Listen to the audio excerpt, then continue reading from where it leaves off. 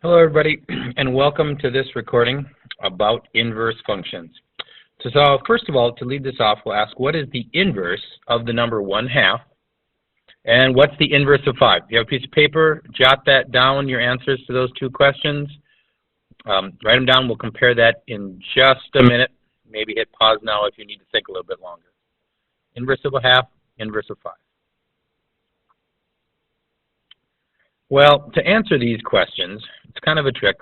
In order to answer that, the inverse question, you must first know what the operation is and what the identity for that operation is.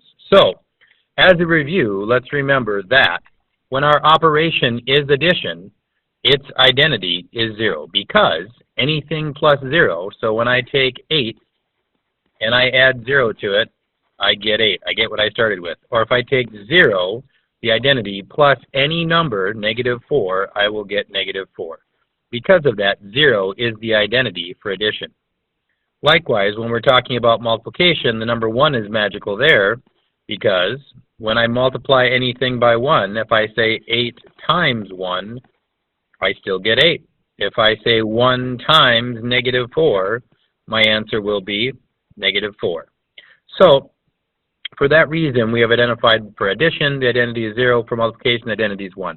In this lesson, what we're going to try to do is we will take a look at a function, and we're going to see if a function has an identity. So what function would give me what I input? Well, a function is something that has an input, and an output. So we have these inputs, that's the domain, and then there's the output, that's the range of the function. So for an input, I need to input X and I need to output something. So a lot of times we call that Y. But for it to be the identity, then what I have as an output needs to be what I had as the input. So input 1, output 1. Input 2, output 2. Think about it as ordered pairs. These are these ordered pairs that are the same thing. Input X, output the same X. So for a function, the identity function is simply f of x equals x. You have seen this in the past maybe as y equals x if we use the other notation. So f of x is x or y equals x. Let's remember, what does that mean? For your questions that we started with, 1/2, if you put either 2 or -1/2, you were correct on the first one. Okay, both of them are correct, but you need to know what operation. If for the second, for the inverse of 5, if you put 1/5, that would be the inverse for multiplication. If you put -5, that's the inverse for addition. So both of those would be correct. All right, so what we're going to do is remember, to get an inverse then, what we're going to do is we're going to take the thing plus the inverse has to equal the identity.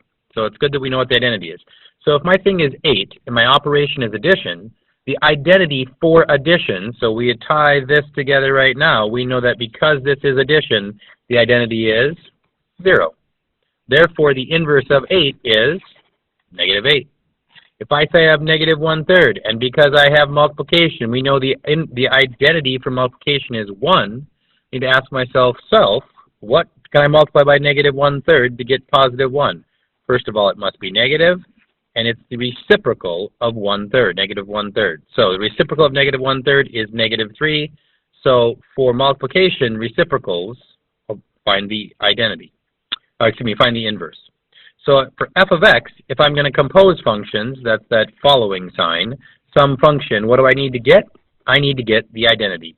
So for now, we'll call that g of x. If we're sure it's the inverse, we'll use this notation, f to the -1 power of x. That's read as the inverse of function f. We use that and it means we know it is the inverse. If we're not sure, we'll call it some other function, give it a different name, say g of x, and then we'll make sure that it's going to be an inverse. So what does that mean? How do we know it's an inverse? It's the inverse of a function, by definition. F of x is an inverse of g of x, if and only if, meaning this is a biconditional statement or a definition, f of g of x equals x, and, notice that's and, g of f of x equals x. There is not commutative property for composition, okay, for composing two functions. I must show it in both orders. So if I can go find in the world two functions that when I compose them in both directions I get x, then those two functions are inverses. If somebody tells me these two functions are inverses, then I know that when I compose them in both directions, I will get x. What does this mean for points? Okay. Simply, if 8, negative 3 is a point on the function, then negative 3, 8 is a point on the inverse of that function. All right? I think that's fairly self-explanatory, because if 8, negative 3 is there, I can switch this so that when I map this, and we say we have one function that is going in one direction, then the other function has to return it in the other direction. So what does that mean for you?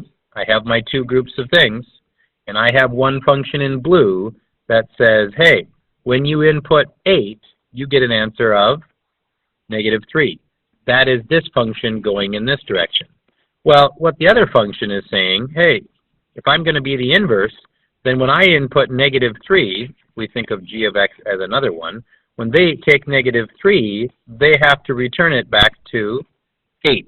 So sometimes they write it going this way, sometimes we show that it's another function that's being composed. Right? So that means that if I take negative 3 into g of x, it has to give me 8. I simply just have to return. In general, if I have that point xy, so it starts at x, it goes to y, then when I apply g of x on the input of y this time, that's when I have to get the output that will be x. Okay, you see the input there, and we see that maybe we can see the diagram that f of x goes from x to y, then g of x has to input a y and output an x. Or likewise, we just return right back to where we started. That's what it would take. So basically, I'm just switching the order in those points. All right, so what does this do when we graph a function? By the way, at any time, we're going too fast, it's a good time to pause, take a second, make sure we understand what has been said, or go back and replay it. So we're going to have this point right here. We're going to call that the point 2, 0 on that line. Y-intercept here, let's call that at 0, 3. All right, because it's a line, linear, to find all the rest of these points, we'll solve that line. But I'm just going to use those two to find their inverses. So at 0, 3, the point that I would have is 3, 0. 2, 0, if I switch that around, 2, 0 becomes the point 0, 2. All right? That should be enough to get me a line. Okay? Or get me all the rest of those points, and all the rest of those points should fit on that line. That would be right there. So I might start to notice something about these in a minute. Likewise, over here, if I take a look at all these points on here, let's just for sake call this y equals x squared. Let's just assume that that is what we're looking at, y equals x squared. So that's easy. I can find some points like 0, 0, 1, 1, and 2, 4, and then you can see 3, 9 is up there. Likewise, maybe I'll put a negative 2, 4 there.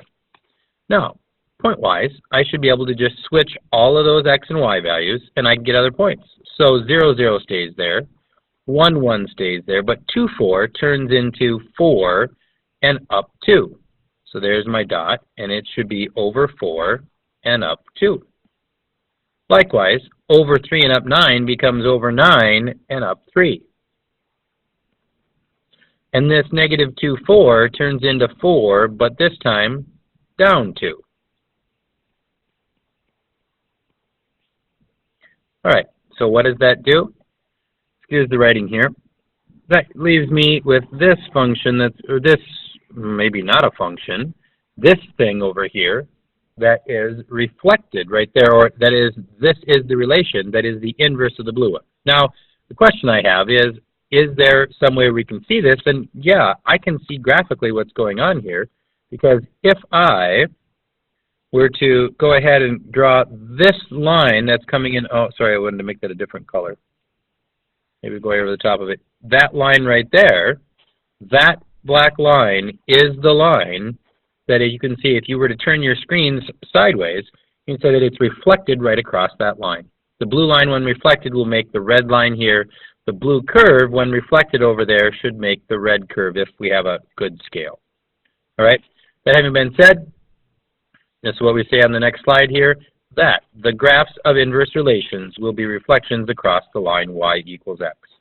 So quickly, if I'm looking at that blue line over there, I can probably quickly find the inverse of this simply by going and taking a look at this location down here in blue and saying, oh, okay, over 1, 2, 3, 4, 5, up 1, 2, 3, 4, 5, and putting a dot there, and then making sure that when I go to draw my line, I go through that dot, and I go through this location where it crosses that axis, where it crosses there. So I'm going to be looking at doing this, and again, I have the wrong color. So let's go back to there, and we're going to go to here, and we say, okay, I need to hit those 2 points. And if I miss them both, I'll miss them both by just a little bit, and then I'll pull it down, hopefully. Okay, well, it's not allowing me to pull that down right now, but I wanted to move that down there we go, just a little bit so that it's in both of those. Okay, that would be the reflection across the line. So graphically, that's what we see. Across the line, y equals x, the identity line. Now, the next thing is, so we see what happens to points, we switch the x to y. We see what happens to the graph of that, then we can say we reflect it across y equals x. But if I just say I want you to go find the inverse of a relation from an equation, the easy way to talk about this is we're going to switch the x and the y in the equation, and then we're going to solve that new equation for y.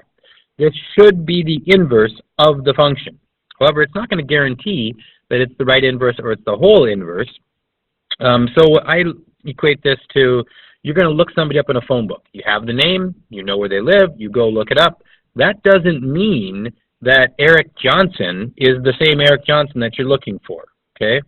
So you want to make sure that you have to prove that. You still need to confirm it. But if we're just looking for a loose idea of what an inverse is, then you can go ahead and you can look there. So let's find the inverse of this relation right here. So we're saying that y equals 2x plus 3. So quickly, if I'm just going to find that inverse, all I do is I switch x to equaling 2y plus 3. Usually I put a little note of some sort that, hey, I'm finding the inverse here. And then I subtract 3 from both sides, and that equals 2y. And then y will equal x over 2 minus 3 over 2. So some of you would call that y equals 1/2 of x minus 3/2. And that should be the equation for the inverse. Okay? That should be the equation for the inverse. Let's do this on a different scale. Let's say f of x is 1 over 2x. Again, y equals 1 over 2x is what I have there. So to find the inverse, I would simply switch the x and the y. X equals 1 over 2y. And now I solve for y. Well, because that's in the denominator, I'm going to go ahead and multiply both sides by the 2y. And then, once I've multiplied both sides by 2y, I get 2y times x equals 1. I need to solve this for y, and that will tell me that y equals, dividing by 2x on both sides, 1 over 2x. An interesting thing happens here. We're claiming that we think the inverse of the function is the function itself. Interesting. We'd have to do some work on that later to make sure, to confirm that. So that's an interesting thing, that sometimes we might think that something is its own inverse. Over here, let's try it again. We have f of x is x over 3. So what I'm going to do is we're going to try to find the inverse. We're going to go looking for the inverse. Okay? So remember that f of x equals is a notation for the fact that that's a y. So we go ahead and we say, all right, for its inverse, I'll switch the x and the y. So this will say x equals y minus 3 over y plus 1. Now, again, the denominator here has a y that I want to solve for. Both the denominator and the numerator do. So I want to legally multiply both sides by y plus 1. Okay, we are now making the assumption that y cannot be negative 1. Otherwise, we would have an untrue statement, but we'll deal with that later. First of all, let's just do this. We're going to have x times y plus an x equals y minus 3. So on this side, we've canceled. That side, we went ahead and distributed. Now, because I want to solve for y, I want to get all the y values on one side. So x minus y, xy minus y, excuse me, will equal the negative 3 minus the x. I have now collected everything that has a y together on the left side, and everything that doesn't have a y has been collected to the right side by doing addition, right? And subtraction. Some of you might want to see that here. What have I done? I subtracted y from both sides. I've subtracted x from both sides. Okay? So now I notice that these two terms have a y in common. So I'm going to undistribute. I'm going to factor out a y from both of those terms. And so I've undistributed the y from there, and then I will divide both sides by that quantity of x minus 1. So that's negative 3 minus x over the quantity of x minus 1. We think that this now is the inverse of the given function. Okay? And that's what I think the inverse is going to be. I haven't proven it yet, but I think that that's what it will be. Okay. The only way to actually prove this, that two functions are inverses, is to compose the functions in both orders, or for both map the functions to where they started from. So we want to make sure, like we showed before, that if f of x is this thing that maps in this direction, we want to know, we want to prove for sure that if g of x is its inverse, that g of x is the thing that takes everything from this mapping and puts it right back to where it started. So anytime that I start with an x, this function has to map, f of x would map to y, and g of x would take that input and put it right back. Or if I do it in the other order, if I started with y and went to here, f of x would then return it back to y. So that wherever I start, and that's a key point, it's not just the x, it's whatever I start with. So f of smiley face has to return me back to, if I compose the two functions, smiley face. Okay? So it doesn't matter where I start. If I start at smiley face here, I may go to frowny face in between. I can make one. And then when I come back here, well, that's a sad smiley face, I'll tell you that. But here, let's make a happy smiley face, because all smiley faces are supposed to be happy. There, we're going to have those three there. Look at that, kind of a smile. Okay? So we want to make sure that wherever we start is where we end up. Likewise, if I go in the other direction, if I do the functions in the other order, we have to start and finish at the same place. Okay? So let's prove that when f of x is 3 over x plus 1 and g of x is 3 minus x over x, let's prove that those are actually inverses. All right, to do this, what have we started out? We started out by saying I need to figure out what f of g of x is. So we're working on f of g of x. That means I'll have f of 3 minus x over x, which means I go to the function f and I replace everywhere in that function its x with 3 minus x over x plus 1. Excuse the handwriting. You know, I'm not used to having to write here on such a small screen. That's supposed to be a 3. Okay, that was supposed to be a 3. There we go. So now I have a complex fraction that I need to deal with. So to deal with that complex fraction, I need to make this denominator one fraction. So I will multiply this one by x over x, and that will turn into 3 divided by 3 minus x plus an x, and all of that was being divided by x, which of course then, cleaning it up, is 3 divided by 3 minus x plus x is 3 over x, which, with one more step, now I'll deal with my complex fraction here, that will be equal to 3 over 1 times x over 3. I've taken the reciprocal of the denominator, which turns out to be x. Eureka! Great. So we think that that one did turn out to be x, like we wanted to happen. But before I can say I have proved this, I must go back and make sure that if I do it in the other order, that g of f of x will also give me x. So g of 3 over x plus 1, I go to g of x, and everywhere in g of x that I see an x, I replace it with 3 over x plus 1 over 3 over x plus 1. At this point, where I'm saying, all right, it's another complex fraction. However, this time, the common denominator is going to be, in the numerator, I have to multiply the top and the bottom of that side by x plus 1. So when I do that, I come up with 3x plus 3 minus 3, and that was being divided by x plus 1, divided by 3 over x plus 1.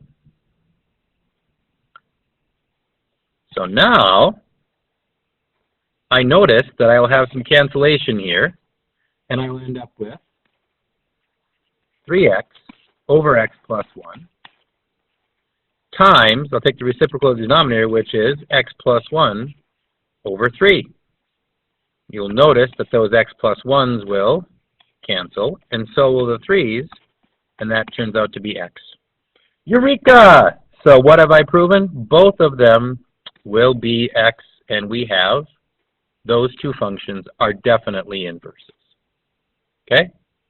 On another note here, here's another one. Prove the following are inverses. This one goes a bit quicker. If q of x is 2x plus 3 and r of x is x over 2 minus 3, they certainly look to be inverses. Let's take a look. What is q of r of x? It's q of x over 2 minus 3. And replacing that, we see that it's 2 times the quantity of x over 2 minus 3, then plus 3. So when I finish this off, this will be x minus, if I distribute that, that's 6 plus 3. That turns out to be x minus 3. That is not x, okay? So at this point, I don't need to go any further, but I do need to make my conclusion. This q of r of x did not equal x. Therefore, the three dots mean therefore, q of x and r of x are not inverses.